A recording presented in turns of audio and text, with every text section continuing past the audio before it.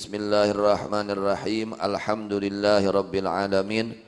Allahumma salli ala Sayyidina Muhammadin wa ala ali Sayyidina Muhammad, amma ba'du. Yang kita baca Ihya Ulumuddin juz 4 halaman 52 baris ketiga dari atas, yaitu masih membahas tentang bagaimana caranya mengobati orang yang senantiasa melakukan maksiat, tidak mau berhenti dari perbuatan maksiat. Mungkin ini terjadi kepada kita, bukan orang lain. Mungkin juga ini maksiat terjadi kepada kita.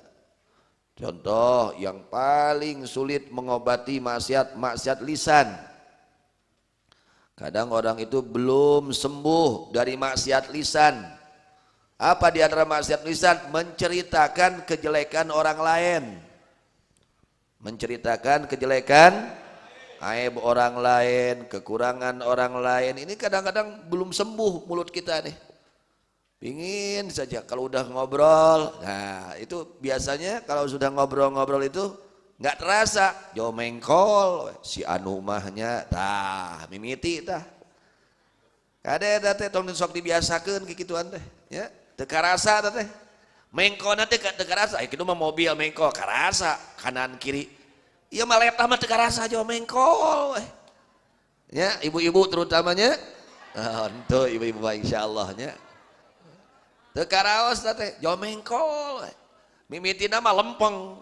Ya, teu nyaritakeun si Azibe mimitina mah ngan teu karasa jomengkol we. Oh si anu tah. Kade. Ya, hati-hati itu. Ya, mungkin kita bukan orang lain. Kita tidak membahas orang lain. Kita koreksi diri kita. Di antaranya ada orang belum bosan melakukan dosa, sulit untuk melakukan dosa. Salah satunya itu bahaya lisan. Pekerjaan lisan tuh ya. Lisan itu kalau tidak disibukkan dengan kebaikan, maka akan disibukkan dengan keburukan. Maka diketerangkan wan nafsu in lam tushghilha bil khair syaghalat ka bisyarr. Nafsu kita kalau tidak kita sibukkan kepada kebaikan, dia akan menyibukkan kita kepada keburukan. Letah urang teu disibukkeun nu bener, pasti bakal disibukkeun kana teu bener. Gitu deui mata urang teu disibukkeun kana bener, pasti bakal disibukkeun kana teu bener. Naon wae sagarupana, lamun teu disibukkeun kana kasaean, maka nafsu ini akan menyibukkan kita kepada Maka bagaimana caranya supaya kita tidak terjerumus kepada keburukan? Maka sibukkan seluruh anggota badan kita kepada kebaikan. Sibukkan ku zikir, sholawat, istighfar. Nah, sok disibukkan taletah teh. Insyaallah moal aya waktu keur nyaritakeun kagorengan batur, ngahina batur gitu. Moal aya sabab disibukkeunna kana kasayan itu solusinya. Mata kita pun seperti itu, sibukkan melihat yang baik. Ya, jangan sampai kita anggurkan, tidak disibukkan kepada yang baik. Nanti kalau tidak kita sibukkan mata kita kepada yang baik, maka nafsu akan menyibukkan mata kita melihat yang tidak baik. Sok sibukkeun ningali Quran, ningali nu manfaat we. Supaya teu disibukkeun kana ningali nu haram. Begitu juga pendengaran kita, begitu juga tangan kita, begitu juga kaki kita, begitu juga hati kita. Sibukkan kepada kebaikan agar terjaga, terhindar dari melakukan keburukan. Kemudian di sini dijelaskan dalam hadis baginda Nabi Muhammad sallallahu alaihi wasallam, al-qalbu mithlul kaffil maftuhah. Hati itu seperti telapak tangan yang terbuka. Hati diibaratkan seperti telapak tangan yang terbuka. Terbuka telapak tangan. Kullama adzabal 'abdu dzanban in qabadat usbu'un. Setiap seorang hamba melakukan satu dosa, maka in qabadat, murungkut gitu. Jadi kieu tah nilap gitu. In qabadat tersebut nilap hiji. Ngepelkeun atau nilap hiji ramo. Lamun dua dosa, dua ramo, tilu dosa, tilu gitu. Nah, di mana minang dorakana itu kabeh jadi nilep kieu, jadi murangkeun kieu, ngepeulkeun jadi kepeul kieu hate teh, kawit nama kieu hate teh.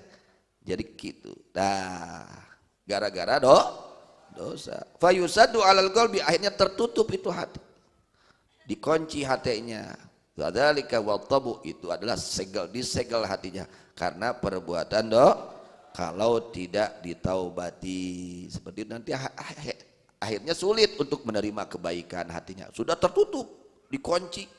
Ya, akhirnya si hati itu sulit untuk menerima nasihat. Kalau dibiarkan melakukan dosa, kalau tidak cepat-cepat bertobat, ya. Kalau tidak cepat-cepat bertobat, akhirnya tertutup hatinya, terkunci. Nah, kalau sudah tertutup seperti itu, sulit nanti menerima nasihat. Nasihatnya hanya sampai telinga kanan, keluar telinga kiri. Ya, hanya melewat saja, tidak masuk ke dalam hati. Kenapa? Sudah tertutup. Apa yang menjadi penyebabnya? Dosa yang tidak segera ditobati, ya. Dosa yang tidak segera ditobati. Oleh karenanya kalau kita melakukan dosa, cepat-cepat tobat, jangan sampai tertutup hati kita. Cepat-cepat bertobat kepada Allah, menyesali atas dosa yang kita lakukan, perbanyak istighfar kepada Allah Subhanahu wa taala agar tidak tertutup hati kita. Kemudian Al-Imam Al-Hasan Basri mengatakan, inna bainal abdi wa bainallahi haddan minal ma'asi ma'luman, idza balaghal abdu taba Allah ala qalbi falam yuwaffiqhu ba'daha li khair. Sesungguhnya antara seorang hamba dan antara Allah ada batas dari kemaksiatan yang ditentukan. Ada batas.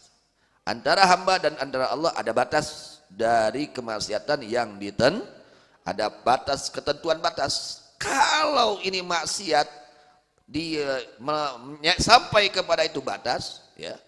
Ketika sampai itu maksiat kepada batas yang ditentukan oleh Allah, taba Allah ala qalbi, Allah langsung menutup, menyegel, mencap hatinya. Dikunci langsung oleh Allah. Jadi hati-hati, perbuatan dosa itu harus hati-hati dari perbuatan harus kita jaga diri kita dari perbuatan dosa. Kenapa? Karena kalau sudah sampai kepada batasan yang Allah tentukan, maka hati tersebut ditutup oleh Allah, dikunci oleh Allah, disegel oleh Allah. Ketika saat itu hati tersebut sudah disegel oleh Allah, maka Allah tidak memberikan pertolongan untuknya untuk melakukan kebaikan. Sulit untuk melakukan kebaikan. Ini bahaya kemaksiatan. Jadi ketika kita maksiat, cepat-cepat bertobat. Cepat-cepat bertobat. Sudah maksiat, taubat. Maksiat lagi, tobat lagi. Maksiat lagi, tobat. Terus seperti itu. Jangan bosan di dalam bertaubat. Sebagaimana kita tidak bosan melakukan maksiat, sebagaimana kita belum bosan melakukan maksiat, ya, maka kita jangan bosan-bosan di dalam berbuat taubat. Itu bahaya kemaksiatan ketika tidak ditaubati, ya. Jadi antara hamba dan antara Allah ada batasan tentu yang ditentukan dari maksiat, ya.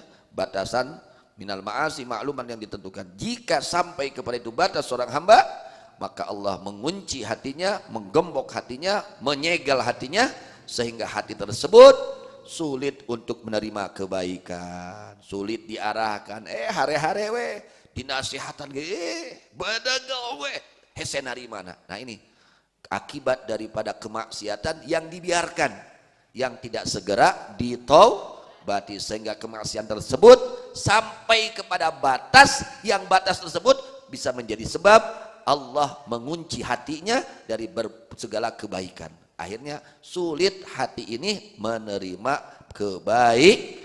Allah tidak memberikan pertolongan kepada hamba tersebut kepada melakukan kebaikan. Ini bahaya daripada perbuatan maksiat. Mudah-mudahan Allah Subhanahu wa taala jaga kita semua.